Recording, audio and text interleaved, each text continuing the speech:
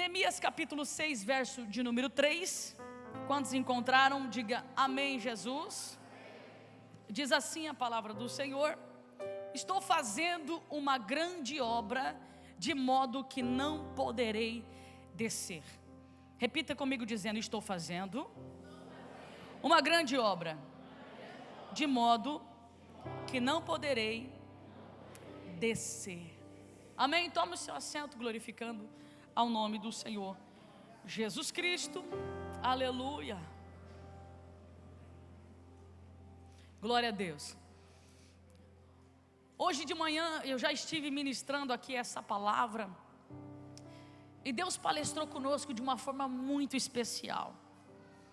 E como a palavra de Deus ela se renova a cada dia, eu tenho certeza que hoje os pontos podem ser que sejam os mesmos, mas Deus ele vai renovar algo aqui nesse lugar, porque se você veio nesse culto, é como eu falei, por mais que você recebeu aquele alarme, que até eu levei um susto, eu perguntei até para Marcela, o Carlos, eu estava com meu celular estudando assim, de repente começou, eu levei um susto, que nunca tinha acontecido isso, né?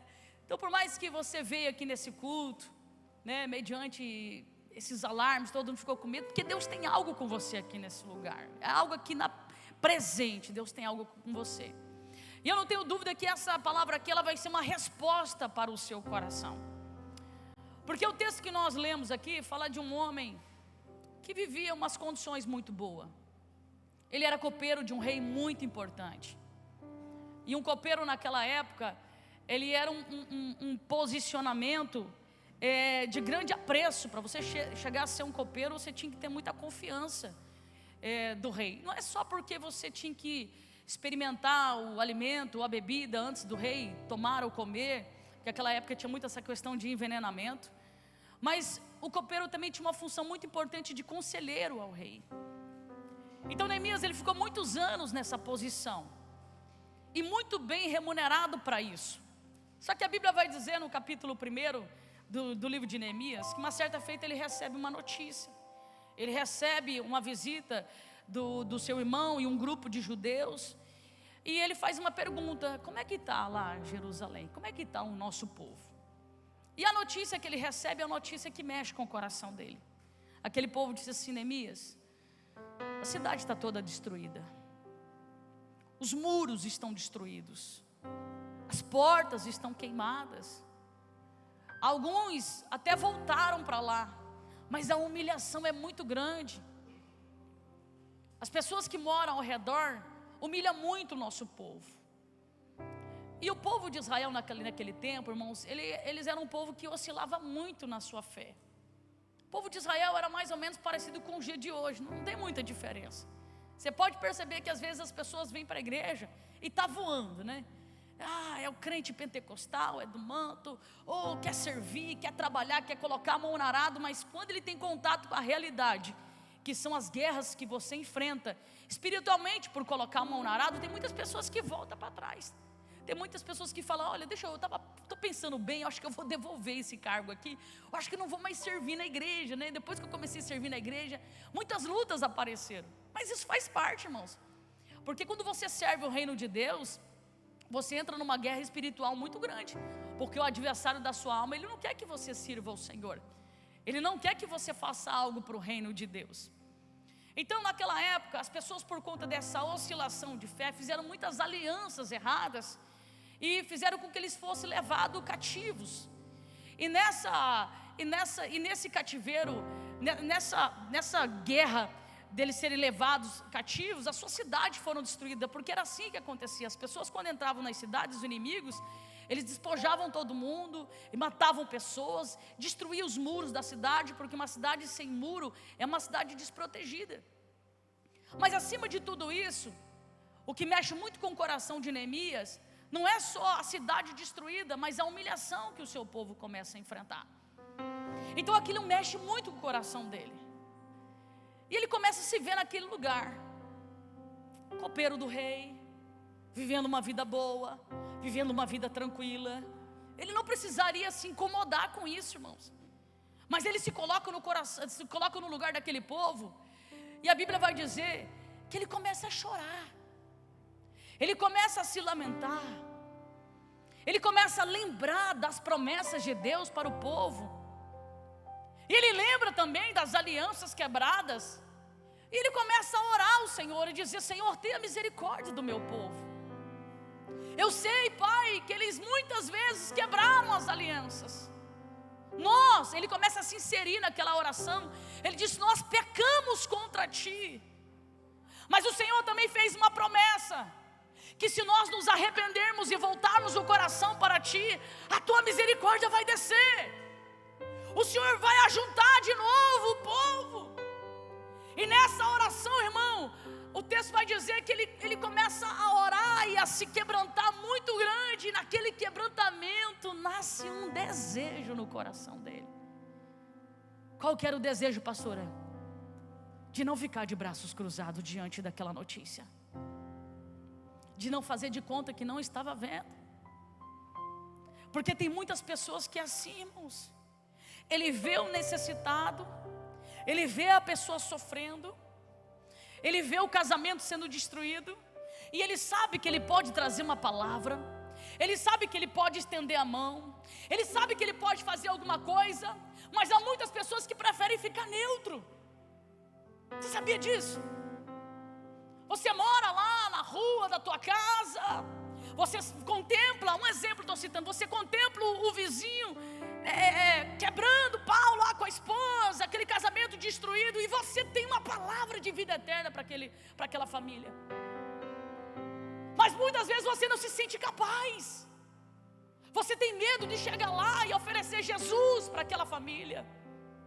Você tem medo de ser um instrumento de Deus e entrar lá dentro daquela casa e semear o evangelho lá dentro. Mas deixa eu te dizer uma coisa: quem coloca esse medo no teu coração e não deixa você se posicionar e não deixa você ir, é o adversário da sua alma. Você sabia disso? Porque ele sabe que se você se posicionar, se você se permitir ser um instrumento de Deus, não é sobre você, é sobre aquele que você serve. E quando você abrir a tua boca e começar a falar do Senhor Jesus, aquele que morreu na cruz do Calvário, Ele vai trazer a cura, o milagre e a libertação.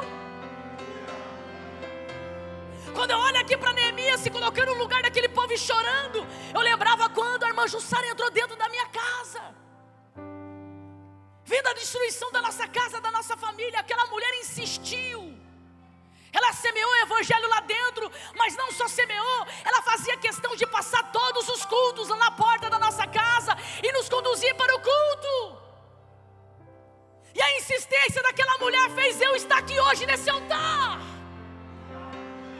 Quando eu li essa palavra, o Senhor falava muito forte ao meu coração, que Deus precisa levantar mais Neemias aqui dentro da nossa igreja.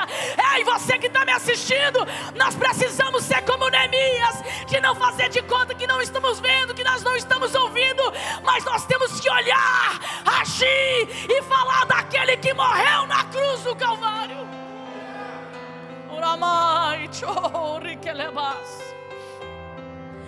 Eu vi um vídeo da tia Jo, que é uma missionária muito conhecida no Brasil, ela chorando, e ela falou bem assim: eu vi um vídeo de um venezuelano, e naquele vídeo ele dizia assim: ei, se você tem um número direto do céu, liga para Deus e diga para Ele olhar para o nosso país, para que a misericórdia dEle desça sobre o nosso povo.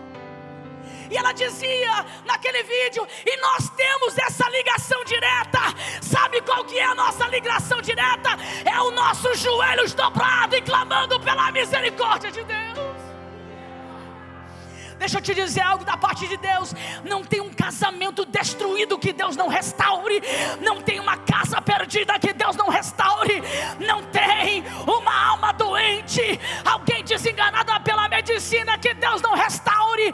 Porque é, pastora, que nós não estamos vendo muito isso nesses últimos dias, porque a gente se faz de cego, a gente faz de conta que não está vendo. A missionária Charlene contou um testemunho hoje de manhã, e ela disse algo muito forte. Esses dias eu estava dirigindo, estava passando perto da casa dela, e o Espírito de Deus falou para mim: vai lá na casa da missionária Charlene. Eu disse: Deus, por quê? E eu, irmãos, com o olho aberto, dirigindo, eu vi ela caindo, tendo um AVC. isquêmico. E ela caía morta no chão. Eu parei lá na casa dela, ela já levou um susto. O que você está fazendo? Você veio fazer o quê, pastora? Falei, eu vim orar por você, porque de hoje você não passaria. Falei, Deus me mostra aqui algo. Coloquei a mão sobre a cabeça dela. Ela falou que ela estava dias com dor de cabeças intensa. Oramos, repreendemos o espírito da morte. Eu disse para ela, cuida da tua saúde. Cuida da tua saúde. Porque a gente tem esse negócio também, né, irmão? A gente é meio descuidado com a nossa saúde. E eu nunca esqueço o dia que o pastor Gesiel esteve aqui, que ele falou que ele questionou porque ele estava com câncer. E ele foi questionar a Deus, e de repente ele recebeu um livro de um jovem escocês, um escritor, um pastor que morreu muito novo. E naquele livro dizia assim, que aquele jovem pastor, quando estava no leito de enfermidade, um homem que revolucionou a sua geração, mas ele está ali agora enfermo, doente, morrendo de forma precoce, e ele vai questionar a Deus. E quando ele questiona a Deus, o Senhor fala com ele, fulano de tal, você não cuidou da sua saúde. Eu tenho uma obra na sua vida, mas você não cuida da sua saúde. Aí ele escreve no livro assim, Deus me deu um cavalo e uma palavra, e eu matei o cavalo. Isso aqui é uma metáfora. Ele quis dizer nessa metáfora, eu sou o cavalo, mas o cavalo, irmão, não é esse cavalo que o pessoal fala aí, não. Ele quis dizer da força, que o cavalo tem uma força muito grande. Ele quis dizer assim, Deus me deu uma força e Deus me deu uma palavra, e fui eu que me matei. E ela dizia hoje no seu testemunho, hoje de manhã, que ela foi para o médico fazer os exames. E quando ela pega o resultado dos exames, para a glória de Deus, ela estava curada. Sabe por quê, meu irmão? Porque Deus, Ele tem uma obra nas nossas vidas. E Ele confia no meu coração e no seu coração. E nós precisamos nos posicionar. Só que nós precisamos ter consciência de uma coisa. Isso aqui nós temos que ter muita maturidade para entender, irmãos. Lembra que aquela pastora que esteve aqui no domingo, que pregou no Casais, o que ela falou? Vocês estão no leitinho. Eu não posso dar uma comida com mais substância, porque vocês querem ficar no leitinho. Isso estava falando de uma igreja imatura. E Deus está nos chamando para uma maturidade espiritual, irmãos, posicionamento espiritual. E uma das coisas que Deus está falando aqui é justamente isso. Pare de fazer de conta que você não está vendo a dor do outro. Pare de se sentir incapaz. Porque Neemias, irmãos, ele era copeiro. Mas quando ele recebe essa informação, essa notícia, ele tem o desejo de ir lá em Jerusalém e reconstruir os muros daquela cidade. Ei, eu estou falando de um copeiro. Eu não estou falando de um mestre de obra. Eu não estou falando de um engenheiro. Estou falando de um copeiro. De um copeiro que olhou para aquele cenário e entendeu que ele não podia ficar naquele lugar, comendo do bom e do melhor, dormindo nas melhores camas, sendo que o teu povo, o seu povo estava sofrendo. A sua cidade estava destruída. A cidade onde foi enterrado os seus ancestrais estava passando por uma humilhação terrível. Então ele se levanta, e aqui fala de posicionamento. E eu tenho uma palavra de Deus para você. Deus quer um posicionamento seu. Deus quer um alinhamento seu. Chega de ficar de braços cruzados. Repito, pare de fazer de conta que não está ouvindo, que não está se enxergando. Deus está dizendo, ei, o que eu fiz com Neemias, eu quero fazer com você. Se levanta, se posiciona, porque eu tenho uma obra na tua vida. Só que como que ele ia falar com o rei? Ele era um homem importante, um homem de confiança com o rei. O texto vai dizer que a tristeza toma conta dele, ao ponto dele dizer assim, Senhor, me restaura.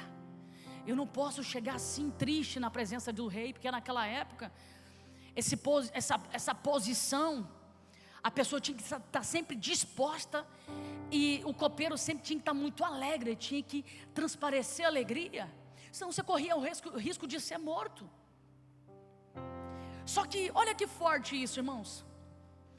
Do dia que Neemias recebe essa notícia, passa-se 4 meses. 4 meses Neemias está com isso entalado na garganta dele. 4 meses ele está ruminando essa tristeza. Por 4 meses ele está orando e buscando em Deus uma direção. E de repente o Senhor fala com ele, e ele decide tomar uma posição. Ele decide falar com o rei. Só que para ele falar com o rei, meu irmão, tinha que ser muito Deus, porque senão ele seria morto. Então uma certa feita, 4 meses depois, ele estava servindo ao rei. Só que o rei percebe que ele não estava bem. E o rei fala assim: o que está acontecendo com você, Neemias? Eu vejo uma tristeza no seu semblante, nos seus olhos. E eu dizia hoje de manhã que tem dias que a gente chega nesse lugar com uma tristeza tão grande. É tanta luta, é tanta prova, é tanto tudo, irmãos, que tem dias que você sabe, você tem certeza que foi o anjo do Senhor que te arrastou para esse lugar. Mas quando a gente chega aqui, a gente não é renovado. Às vezes a gente chega aqui, irmãos, cabisbaixo, triste, e aqui a gente é renovado. E quantas vezes você entrou por essas portas ou por essas portas para servir o Senhor como um obreiro, como um levita, como um pregador, e naquele dia você não queria estar nesse lugar. Tudo que você não queria é estar nesse lugar, porque você teria que transparecer, ser forte, homem de Deus e mulher de Deus, porque a gente não está aqui para ficar demonstrando as nossas dores. Então imagine Neemias. E quando o rei percebe esse semblante dele, ele vê como uma oportunidade de falar sobre o que estava no coração dele. Isso aqui é muito poderoso, irmãos, porque Neemias, olha que forte isso.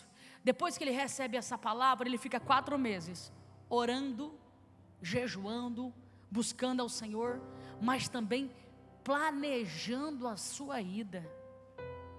Olha que forte isso. Isso aqui também fala de maturidade espiritual, porque tem muitas pessoas que eles têm promessa de Deus, ou recebem uma promessa de Deus, querem fazer de qualquer jeito, de qualquer forma.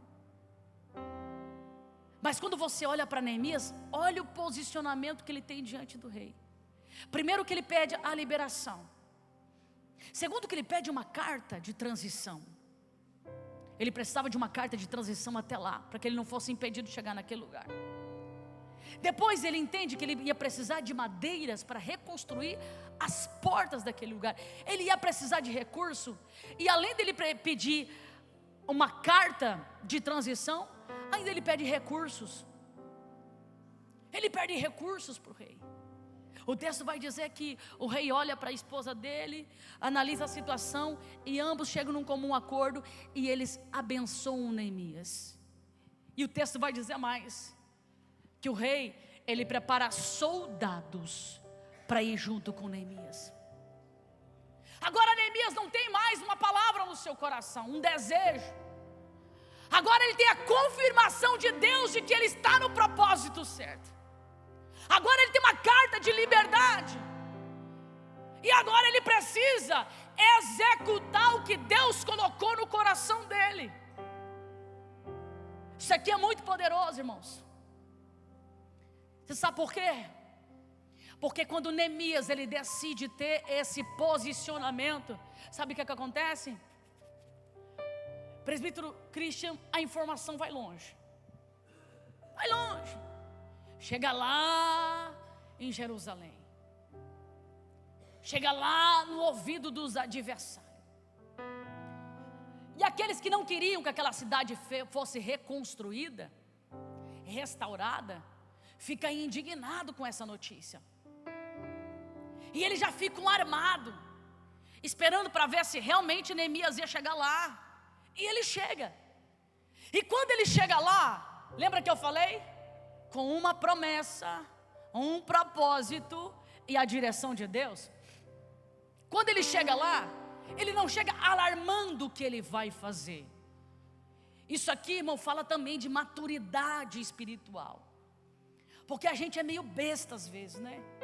Deus coloca um projeto no nosso coração, e aquele projeto lindo, maravilhoso, a gente não se contenta em ficar com a boca fechada, a gente sai contando para todo mundo. E tem coisas que Deus ele vai revelar ao seu coração, tem projetos que Deus vai colocar na sua vida, que é só para você e Deus, e vai chegar o momento certo de ser revelado isso. E Neemias, ele nos ensina algo aqui muito poderoso, porque ele chega lá, ele começa a fazer uma inspeção do ambiente.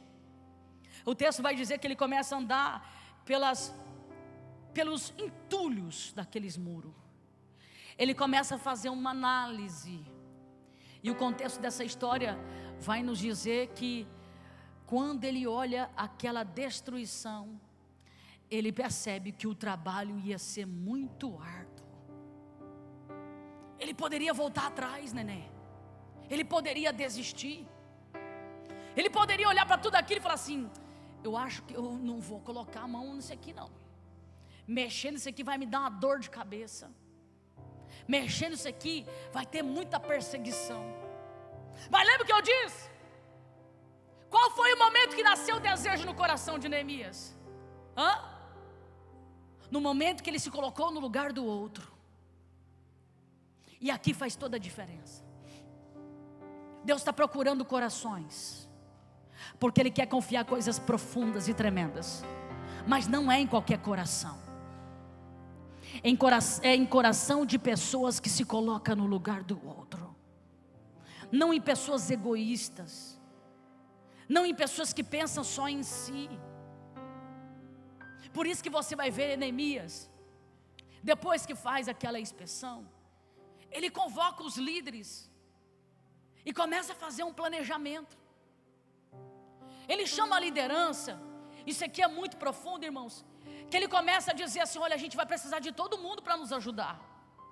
Todos. Aí a Bíblia vai dizer algo muito poderoso. Deixa eu pegar aqui, que o capítulo 3 vai dizer que todas as famílias se uniram para ajudar na reconstrução dos muros. Quando Neemias faz a convocação, Neemias traz a direção de Deus e chama as famílias. E a Bíblia vai dizer que os ourives trabalharam, os comerciantes trabalhavam. Todos eles foram se unindo para colocar a mão no arado, para fazer aquela cidade ser reconstruída. Porém, no capítulo 3, no verso 5, diz que os nobres de Tecoa disseram: sabe o quê? Eu não vou entrar nesse negócio aí não. Não, esse negócio não é para mim não, esse negócio é só para vocês. Neemias precisando de gente, e eles tinham capacidade para ajudar, e mesmo eles tendo capacidade, sabendo que aquilo era para o bem da cidade, sabe o que eles fizeram? Fizeram de conta que não era com eles, ficaram neutro. E o que eu disse de manhã eu vou falar aqui. Quantas pessoas, irmãos, que têm capacidade, que pode servir no reino de Deus, e estão com seus braços cruzados. Sabe por quê? Porque não querem se envolver. Quantas pessoas que às vezes está sentado aí, que olha para a igreja, e quando olha para os departamentos, ele sabe que ele tem capacidade de executar aquela função, que ele pode somar de alguma forma, mas prefere ficar sentado. Sabe por quê? Porque levantar muros dá muito trabalho. Sabe por quê? Os nobres de Tecoa sabiam muito bem que existiria, pastor Diogo, muita perseguição. Eles sabiam muito bem que Neemias estava tocando em um cacho de marimbondo. Mas não tem problema. Se os nobres de Tecoa não queriam, tinha um povo que queria. Tinha um povo que estava junto com Neemias. Tinha um povo que disseram para Neemias, quando Neemias falou assim: vamos construir, eles disseram: conta comigo, Neemias, estamos juntos, nós estamos com você.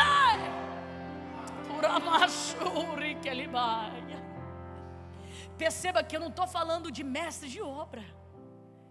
Perceba que eu não estou falando de construtores. Eu estou falando de famílias que não tinham capacidade para fazer o que estavam fazendo, mas disseram: Neemias, conta comigo.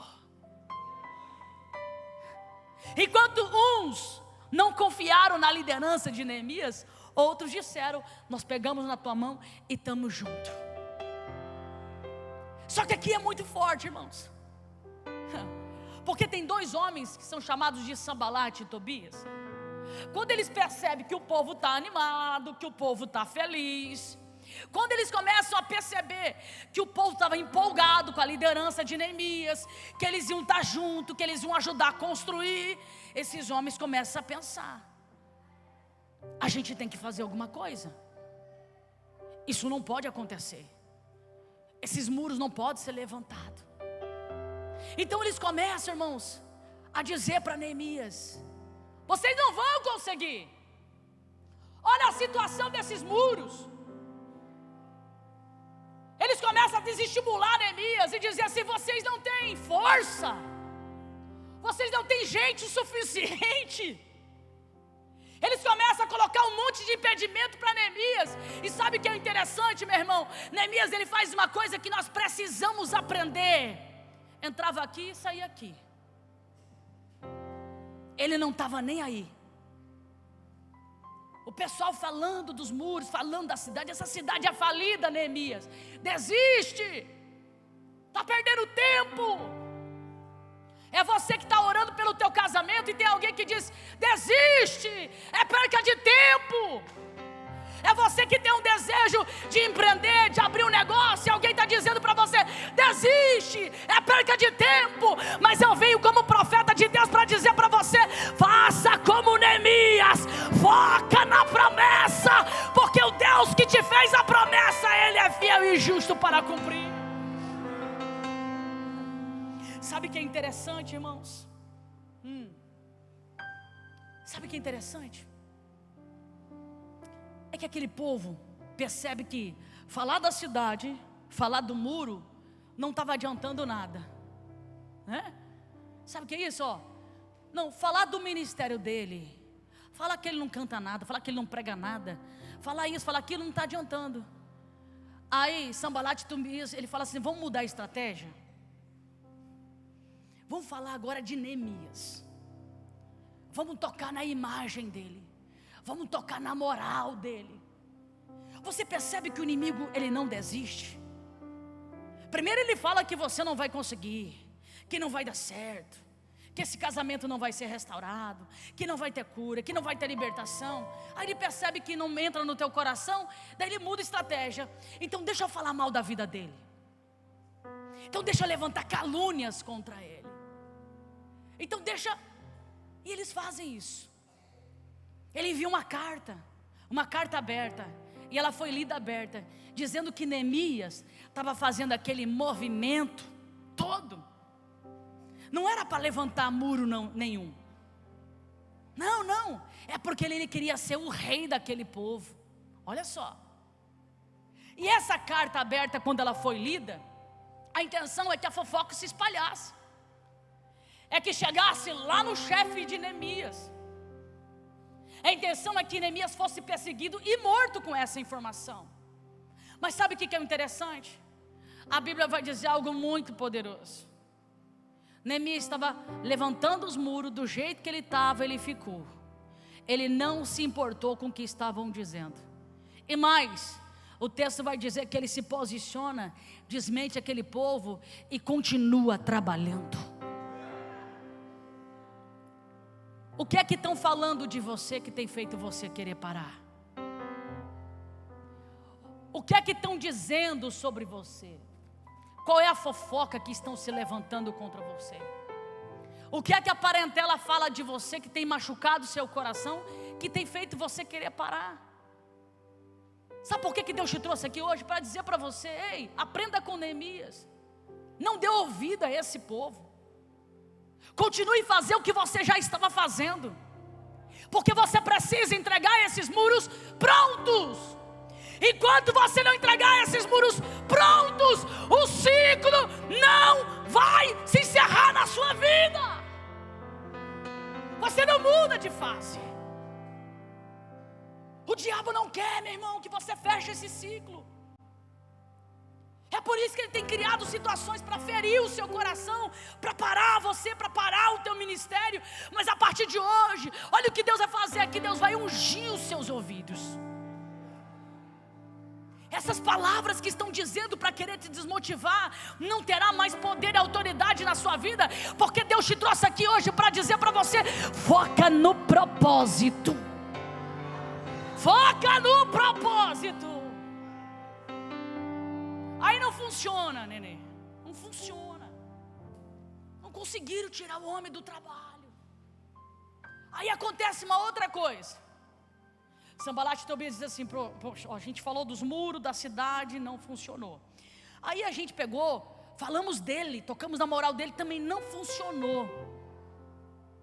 A gente tem que fazer alguma coisa mais forte, mais profundo. Vamos tentar se aproximar dele? Vamos bolar uma reunião amigável. Vamos chamar ele para uma reunião. Só que quando ele descer dos muros e vir para essa reunião, a gente mata ele. Aí vai de novo o mensageiro: Neemias, Sanbalat, Tobias, eles querem uma reunião com você. Mas é paz e amor, tá, Neemias? Sem guerra. Chega de discussão. Eles querem falar com você na amizade. Eles querem ser seu amigo. Desce aí para conversar com eles. Neemias olha para baixo. Do jeito que ele estava, ele continuou, assentando os tijolos. Diga para eles que eu não vou descer. Eu não vou nessa reunião. Eu não vou sentar na mesa deles. Eu não quero ser amigo deles. Eu estou numa grande obra e eu não posso descer. Eu venho como profeta de Deus para dizer para você: cuidado com esses que dizem que é seu amigo. Cuidado com aqueles que te convidam para aquelas mesinhas, para aquelas reuniãozinhas que só sai fofoca, contenda e divisões. Cuidado, eles te chamam como amigo, eles batem nas suas costas como amigo, mas na verdade eles querem que você desça daquilo que você está fazendo. Eles querem impedir a obra que Deus tem na sua vida. Cuidado. Esses homens ficam endemoniados. A gente não consegue parar esse homem. O que a gente vai fazer? Vamos bolar outra coisa. O que nós vamos fazer? Tem algo aqui que dá para ser feito. O que? Vamos mandar um profeta lá. Um profeta? Sim, vamos mandar um profeta lá. A gente manda um profeta lá, o profeta profetiza e tal, e isso acontece. Olha o que é o mundo espiritual. Olha as artimanhas do diabo para nos tentar impedir a obra de Deus nas nossas vidas. Fica ligado com esses que dizem: assim diz o Senhor. Nem todos que dizem assim diz o Senhor é Deus falando na boca deles. Deus me revelou. Te revelou. Irmãos, eu não aguento mais ouvir desgraça. Eu tive um sonho, tive não sei o quê. Não quero ouvir. Nunca tem um sonho assim, eu te vejo saltando na presença de Deus. Pastor, eu vejo umas terras chegando na tua direção, alguém colocando uma chave. Aleluia. Pastora, sabe aquele sonho de uma fazenda, que agora não é mais sítio, uma fazenda que a senhora tem para fazer os eventos da igreja, sabe, pastora? Eu vejo alguém vindo na tua direção e te entregando uma chave. Não vem essas coisas, irmão. Só vem coisa do Jânio. Eu tive um sonho com a senhora morta. Caçar coco. Doidinho para deixar meu careca viúvo. Está repreendido em nome de Jesus. Eu tive uma visão. Irmão. Aleluia. Quando eu comecei com o podcast, os profetas do Jânio chegaram e falaram bem assim: Ah, pastora, Deus falou comigo que isso aí, ó, é muito perigoso. A senhora está entrando num território no mundo espiritual. Quero entrar mesmo. Quero entrar no território que Deus quer me enviar, sim. Ai, pastora, não sei o que, não sei o que. Ai, irmão, pelo amor de Deus. Ei, cuida. Você que está como Neemias, está numa grande obra, cuidado com os falsos profetas. Esse falso profeta chegou, lá no capítulo 6, verso 11, ele chegou em Neemias e começou a dizer: Neemias, olha, Deus me revela que você tem que fugir, Deus me revela que você tem que se esconder, o que você está fazendo é perigoso, olha, você mexeu no caixa de marimbondo, Neemias, cuidado, Deus me mostra que você tem que fugir, Neemias, os homens vão te matar. E sabe o que é o pior, irmãos? O pior é que as pessoas acreditam em qualquer coisa. A notícia se espalha e vira um rebuliço no meio do povo de Neemias.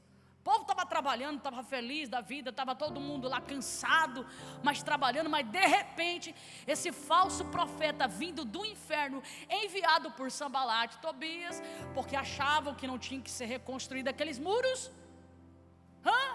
começa a querer criar divisão. O povo começa a ficar com medo. Com medo. Neemias, e agora? Esses homens vão vir, esses homens vão nos matar. Neemias, e agora o que vai acontecer? Neemias, agora o que, gente? Agora o que? Neemias se posiciona no meio daquele povo. E ele diz: nós não vamos parar essa obra. Nós não vamos parar. Já tinha um povo que não queria ajudar ele. Agora o pouco de gente que estava com ele já estava querendo ser inflamado para deixar ele sozinho.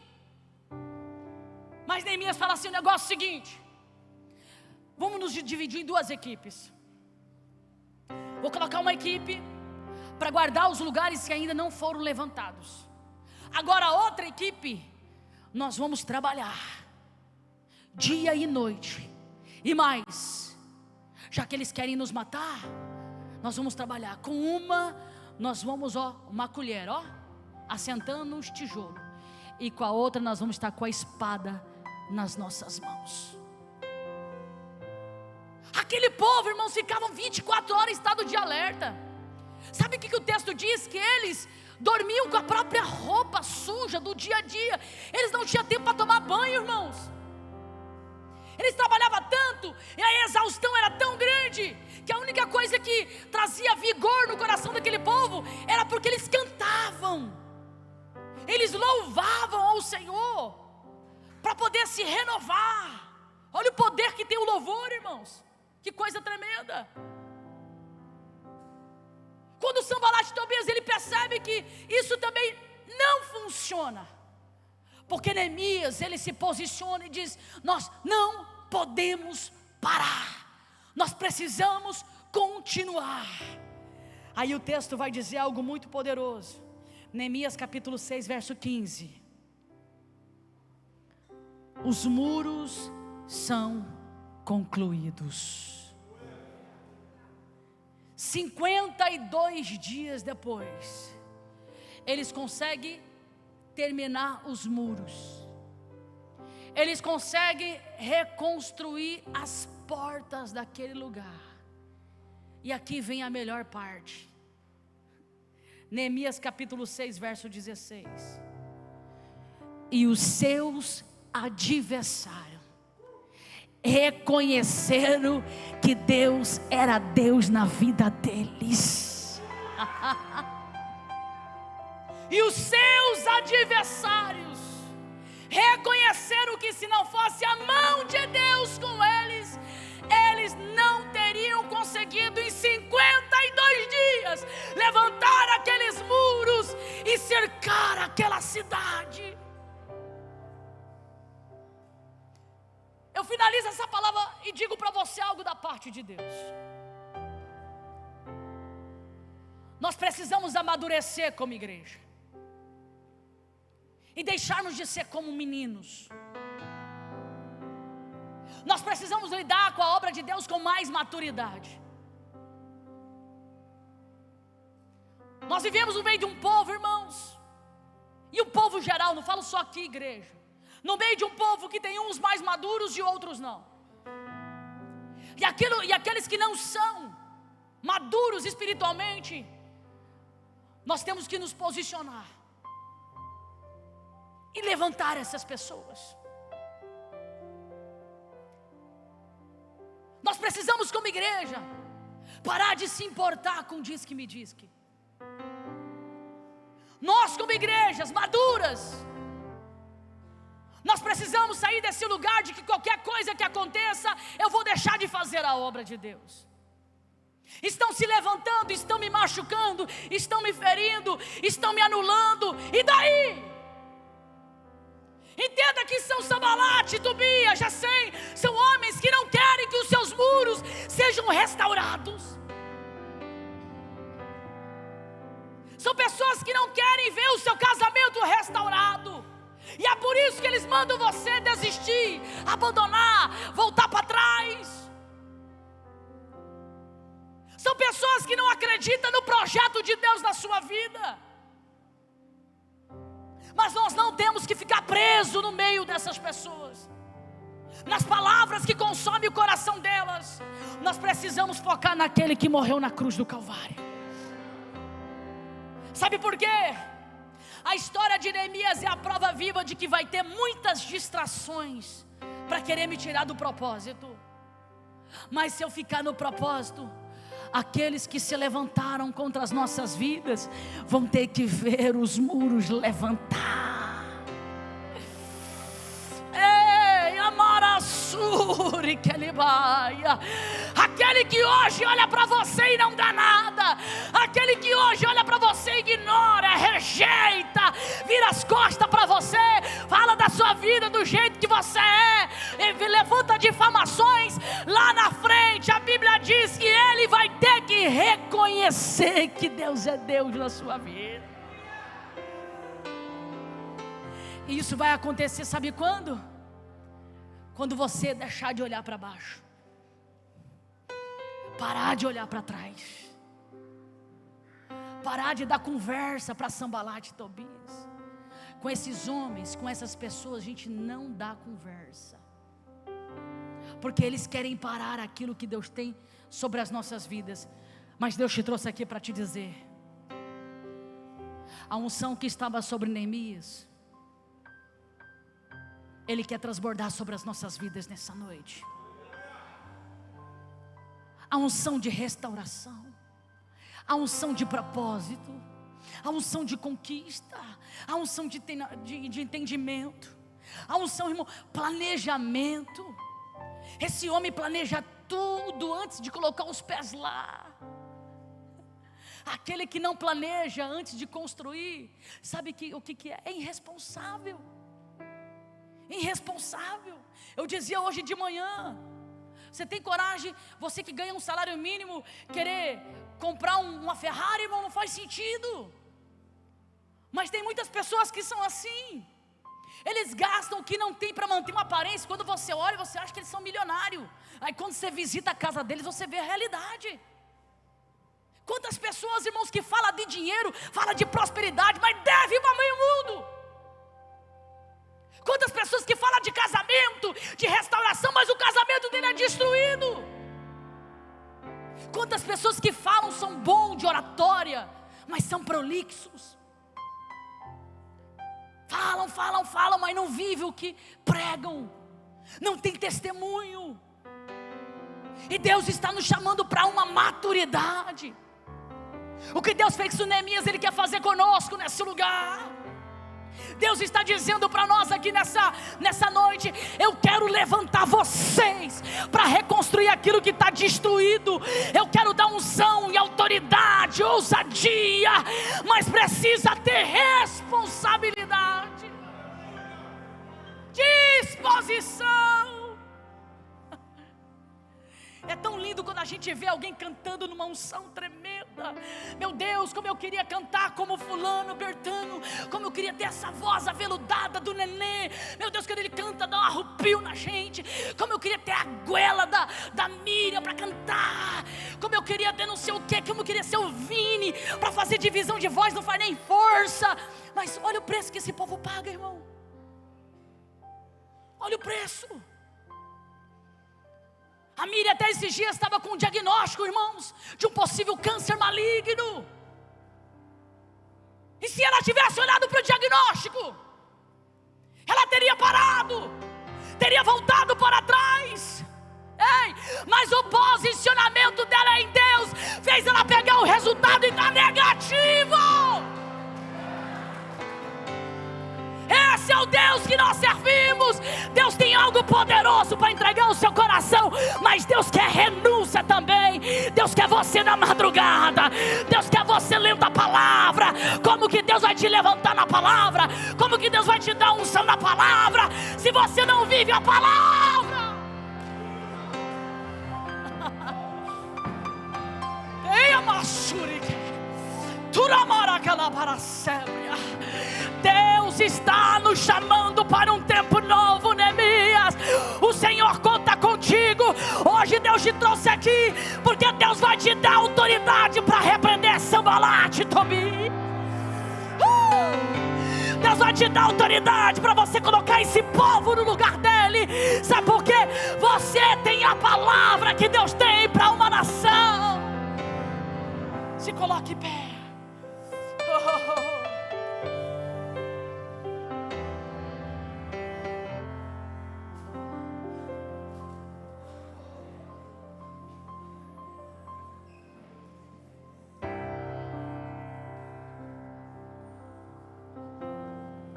Hoje na hora do almoço, as meninas estavam lá em casa, as minhas enteadas, e a gente estava falando sobre limitações. Cada um falou das suas limitações. Todo mundo, o pastor falou dele, eu falei o meu. Eu disse como foi difícil, irmão, quando eu me converti. Porque eu vivia num mundo fechado. Eu era muito isolada, tímida de tudo. E eu dizia hoje lá de meio-dia, eu falei, quando eu me converti, que eu percebi que a igreja é uma comunidade, e o quanto é importante você se envolver com as pessoas. Para mim foi um grande desafio, porque a minha bateria social era zero, irmão. E quando eu comecei a me envolver na igreja, para mim foi tão difícil. E hoje você vê as pessoas se escondendo atrás de diagnósticos. Os diagnósticos estão aí, irmãos, mas a gente não pode se esconder atrás deles. Quantas pessoas que estão como Neemias. Deus está te chamando você para algo que você não entende de nada. É igual eu falei, Neemias era copeiro, não era pedreiro, não era carpinteiro, não era engenheiro, não era nada disso. Mas Deus confiou nele essa reconstrução. E Deus desenvolveu nele habilidades que ele não tinha. Igreja, saia do leitinho. Para de se esconder atrás dos seus defeitos. Para de se esconder atrás dos seus diagnósticos, dos seus medos, dos seus traumas. Deus está chamando a igreja para colocar a mão no arado. Nós não podemos deixar Neemias sozinho. Quantas vezes, irmãos, eu já me senti só na obra de Deus. Quantas vezes o meu esposo se sentiu só. Quantas vezes a gente precisar de pessoas e querer contar com pessoas e as pessoas serem limitadas, mas o pastor tem que estar à disposição 24 horas. Quantas vezes? E os muros só são restaurados, reconstruídos, se a gente estiver junto. Vai ter os nobres de Tecoas, mas deixa eles para lá. Mas Deus, Ele conta com você. Deus, Ele chama você. Deus está dizendo: abra a tua boca, pelo amor de Deus. Fala do amor de Cristo, fala do amor de Deus. Abra a sua boca, fala alguma coisa. Se mova, se movimenta. Você pode ser um instrumento de Deus lá na escola onde você trabalha, pastora Marcela. Quando chega aqueles pais atribulados, aquelas crianças perturbadas, você pode ser um instrumento de Deus lá. Pastor Carlos Alexandre, o senhor pode ser um instrumento de Deus lá naquela empresa. Pastor Diogo, o senhor pode ser um instrumento de Deus lá na prefeitura de Santa Terezinha. Pastora Camila, você pode ser um instrumento de Deus lá no hospital. Nós podemos ser um instrumento de Deus.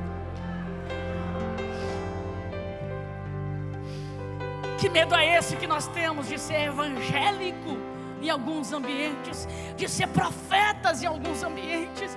Que medo é esse que às vezes toma o nosso coração e a gente fica com medo de pregar a cruz, de falar alguma coisa? Ei, o sistema desse mundo está querendo emudecer a igreja, mas nessa noite eu venho como profeta de Deus para dizer para você: abra sua boca, Neemias! Abra sua boca, Neemias. Por amar a Suri que ele barra. Quem sabe você está como Neemias, está com uma grande obra e essa obra está pesada para você. Essa obra não está fácil. Sabe aquele ministério? Sabe? Não está fácil lá na tua família. Não está fácil lá com os seus parentes. Eu não sei quais são os seus muros, mas Deus te trouxe aqui para te renovar. Deus te trouxe aqui, você vai sair daqui hoje com uma ousadia tão grande, que você vai voltar a buscar, meu irmão, bater massa.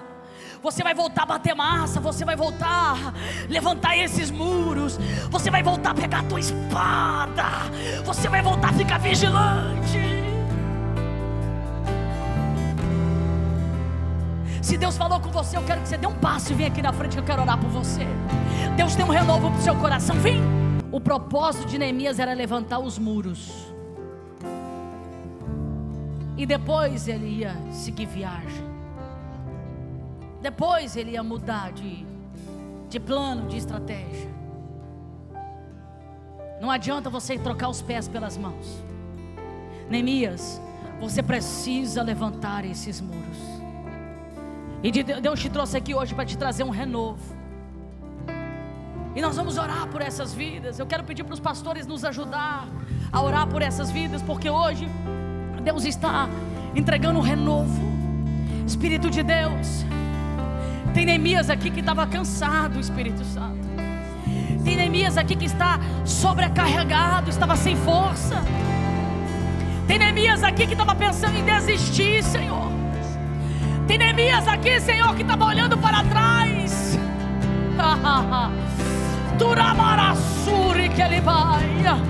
Tem Neemias aqui que até doente está. Mas nessa noite eu te peço, Pai, derrama o teu renovo sobre a tua igreja. Derrama o seu renovo, renovo, renovo, renovo. Aplaudir ao Senhor.